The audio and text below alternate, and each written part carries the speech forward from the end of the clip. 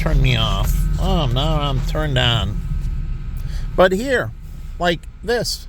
And they wonder why people are such hostile. Do you understand chronic pain, chronic inflammation? It does cause hostility, but now think of chronic inflammation in a different way. That you're in a structure where when you move around, you're always at fear for your life. Now, take the ghetto. And these buildings, they had CTA, security. They must have been corrupt as shit. Truly. The housing project security? I mean, what a joke that was. They must have been corrupt as shit because on Cabrini Green in Chicago, the gangs ran the different things.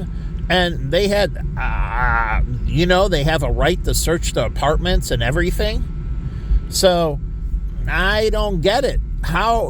So there must have been massive corruption in the housing authority law enforcement.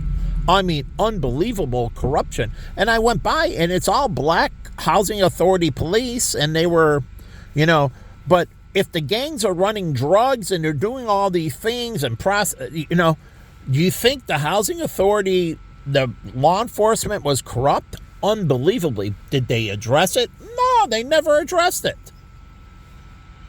And you wonder, so you get these situations where black people have to be afraid of black people.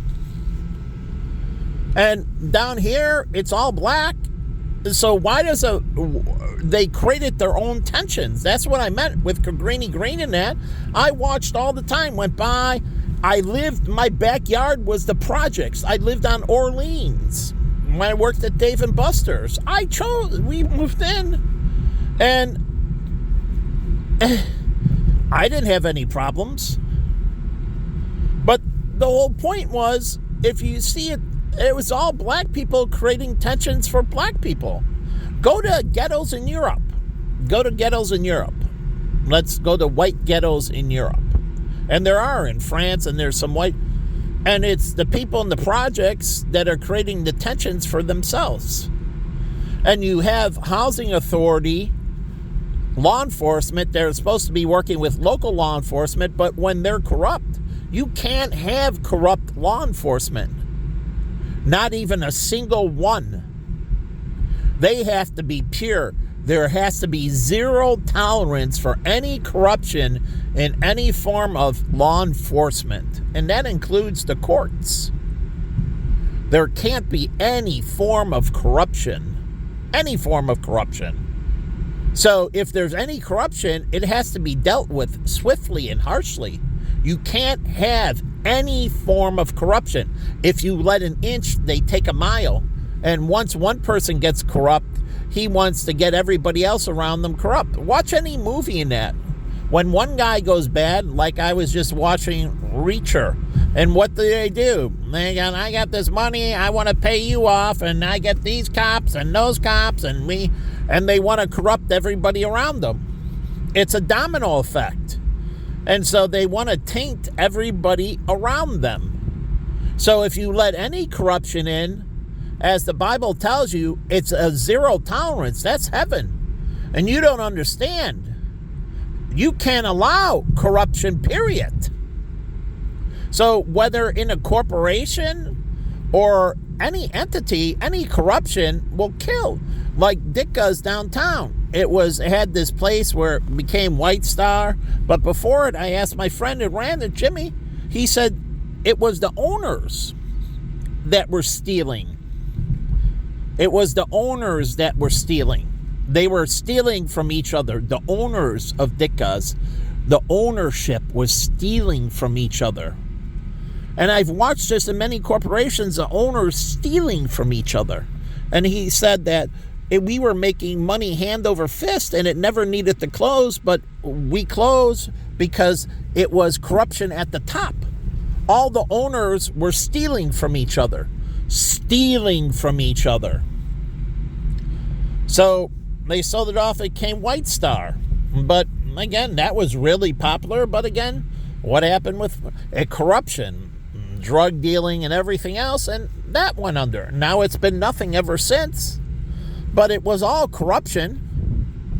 Most corporations fail because of corruption. Milking the clock is stealing. People come in, punch in, the ghost payrolls. But another way to ghost something is just punch in and do nothing. Punch in and do nothing. And milk the clock. Even my friend has an electronics store. He monitors their computers and what they're doing on the computers. Because he knows they can sit in front of the computers and do nothing.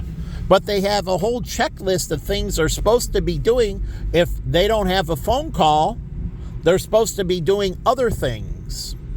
Just as well as we at Vanguard, if you're not doing this, you're supposed to be doing this. Like my servers, there was never any idle time. If they weren't doing one thing, there was a checklist, and you can go down, and there was all kinds of cleaning and all kinds of, there was all kinds of stuff.